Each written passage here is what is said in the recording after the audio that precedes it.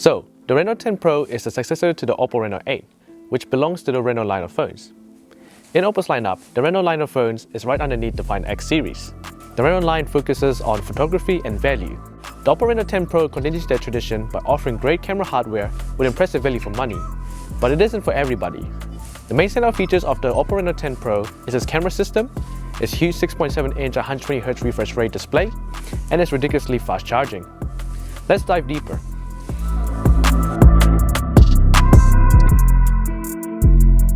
Let's get straight into the main feature, the camera system. The OPPO Reno 10 Pro features three options: the main 50MP wide lens, the new 32MP portrait telephoto lens, an 8MP ultra-wide lens along with a 32MP front-facing camera. The main star of the show is the new portrait telephoto lens, which is the main focus of the Reno 10 Pro. Surprisingly, there is no Hasselblad collaboration on this phone, even though the cameras are the focus. This isn't a concern as the Reno 10 Pro's camera system is surprisingly capable.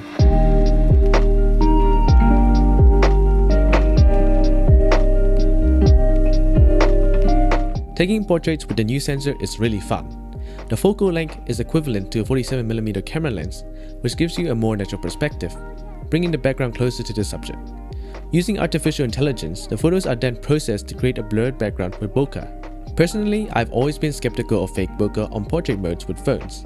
However, the Reno 10 Pro's bokeh looks really realistic. It doesn't always quite get the edging right, and if you look closely, you can oftentimes find it is fake.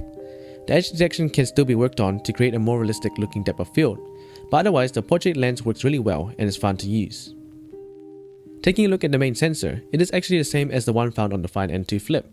If you haven't already seen my review on that, TLDR, it is a good camera. The main sensor is versatile, combined with optical image stabilization, is great in every situation. The ultra-wide camera on the other hand, isn't that good. It's decent, but it is only 8MP, which says a lot in today's age. Photos look over-sharpened and a bit grainy at times. Moving to the front, the selfie camera is decent. It is also pretty similar to other OPPO phones in the other lineups. With video, the Reno 10 Pro takes great videos with a maximum of 4K 30fps on the main sensor. With optical image stabilization and ultra stabilization mode, videos are stable and consistent. Overall, the camera system is really solid on the OPPO Reno 10 Pro. It's a huge tick for anybody looking to take lots of photos, especially of people, and as long as you don't need a good ultra-wide lens.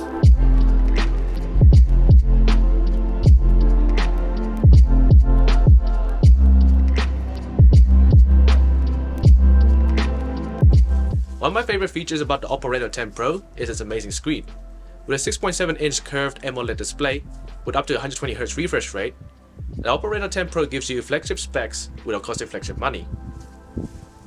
It looks and feels premium with a billion colors, Full HD Plus resolution, and thin bezels around the screen, along with 10-bit color. The display is immersive and content looks amazing. This phone is perfect for watching movies, playing games, and scrolling on social media. With a high pixel density, everything looks sharp and clear. The only two downsides to this display are the brightness and lack of LTPO technology. The Reno 10 Pro displays content at 500 nits and in sunlight can reach a peak of 800 nits. In today's world of smartphones, this is not very bright. In most lighting conditions, the brightness is just fine, but in direct sunlight, the screen isn't very seeable anymore. The lack of LTPO technology means that the display can only refresh between 60 and 120 Hz.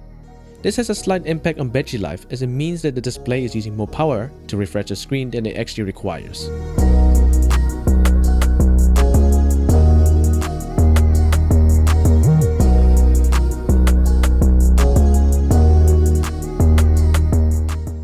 The Reno 10 Pro is equipped with the Snapdragon 778G, a mid to high range chip found in most smartphones within this category. The performance is not outstanding, but it's decent enough. Launching apps is quick and I never noticed any stutters or major delays. Playing games on the Reno 10 Pro is also a decent experience. S4 9 ran smoothly at 60fps with no problems. On the Genshin Impact, the Reno 10 Pro managed to run at maximum settings at 30fps, but to get the best performance, low settings works the best, which is the default, giving a solid 30fps. I tried doing 60fps at medium settings, which did not run as well and ended up floating around 45. The Reno 10 Pro gives you enough boost to do daily tasks quickly and efficiently with no stutters, along with some medium gaming. It also stays cool and I've yet to experience any overheating. If you try to launch heaps of apps quickly or do heavy multitasking, the Reno 10 Pro will slow down. But in most areas, the Reno 10 Pro keeps up just fine. The only downside is the hit on battery life while gaming.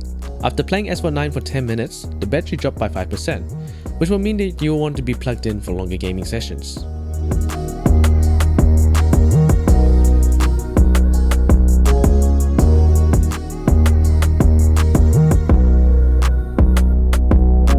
Following performance, battery life on the Reno10 Pro is pretty good. With a 4600 mAh battery, it lasted about 2 full days for me. Keep in mind that I am a light user and my screen time averages somewhere between 2 to 3 hours a day. So your usage may vary, but it is safe to say that for most people, the battery life will be enough, even for a heavy user. As mentioned before, gaming does drain a lot of battery, so I would recommend charging your phone while you game. But if you run out of battery, one of the best features of the Reno10 Pro is its super fast charging. With the included 80-watt charging adapter in the box, the Reno10 Pro can charge from 0 to 100% in less than half an hour, which I tried for myself, and yes, it charged to 100% in less than half an hour.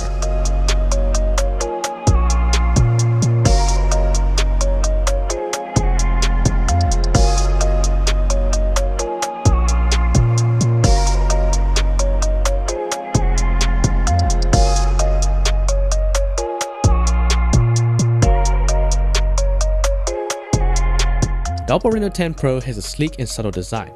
Yes, the camera does stick out, and my friend has told me it looks like Mojo Jojo from Powerpuff Girls. But otherwise, the design matches all other premium Android phones on the market. The rails have a nice shiny glow with a textured matte finish on the back, similar to the X5. The front screen is curved with slim bezels around the display, and a hole punch camera in the middle. It's also very light, weighing only 185 grams. The Reno10 Pro's aesthetic is low-key but premium, with a chill vibe going on. It only comes in one color here in New Zealand, silvery grey, but in other countries, you can get the OPPO Reno10 Pro in glossy purple. So the last thing I wanted to mention was what separates it from the high-end flagship level phones such as the Find X5 Pro. Apart from what I've discussed, these are the other main premium features not found on the Reno10 Pro. A weak vibration motor, lack of stereo speakers, and no wireless charging. In conclusion, the OPPO Reno10 Pro is a great choice for most people looking for a mid-range phone. More specifically, it is the perfect choice for anyone who loves to take photos and videos, especially of people. The new portrait lens is one of the best features of the Reno10 Pro. The Reno10 Pro is also perfect for anyone who loves to consume a lot of content or game. With a huge 6.7-inch curved display, watching movies and playing games is super immersive, with videos taking up almost the whole screen with barely any bars or borders, and gaming taking up the whole screen. Scrolling through social media is also a really good experience, especially with its 120Hz refresh rate. Value-wise, the performance and battery life you get out of the Reno10 Pro is very impressive. With solid performance, 12GB of RAM, 256GB of storage, good battery, and super fast charging speeds, at this price point, the OPPO Reno10 Pro is my recommendation. Hope you guys find this review useful. I'm Upwards, and I'll see you guys in the next video.